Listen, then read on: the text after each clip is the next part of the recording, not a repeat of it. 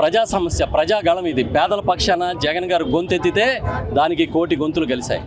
ఇప్పటికైనా చంద్రబాబు నాయుడు గారు మనసు మార్చుకుని ఈ కార్యక్రమం నిలిపేసి ప్రైవేటీకరణకి మేము చేసేది తప్పు అనేది వాళ్ళు ఒక నిర్ణయానికి వచ్చి ప్రభుత్వం నడుపుతుందని ప్రకటిస్తే ఎక్కడితో ఈ ఉద్యమం ఆగుతుంది. లేదంటే జగన్ గారికి ఒక పేరు ఉంది, మాట తప్పడం మడమ తిప్పడని. అధికారంలోకి వచ్చిన తర్వాత ఖచ్చితంగా ఆడు ఎంత పెద్ద గొప్ప కార్పొరేట్ కంపెనీ ఆసుపత్రి తీసుకున్నా మళ్ళీ ప్రభుత్వం వెనక్కి తీసుకుని ప్రభుత్వం నడిపిస్తుంది.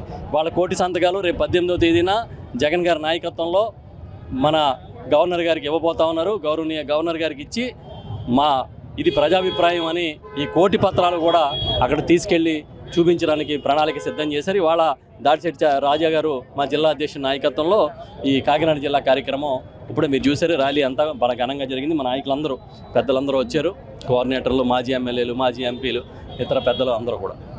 జిల్లా నుంచి ఎన్ని సంతకాలు సేకరించడం జరిగింది సార్? సుమారు 4 లక్షల పైచిలకు సంతకాల సేకరణ జరిగింది ఈ జిల్లా నుంచి, కాకినాడ జిల్లా నుంచి. ఇవన్నీ కూడా బోగస్ సంతకాలు అని చెప్పేసి కూటమి నాయకులు చెప్తున్న పరిస్థితి, దాన్ని ఎలా చూడాలండి? ఒక పని చేయండి, మేము డిజిటలైజ్ చేస్తున్నాం కోటి సంతకాల ఇన్ఫర్మేషను.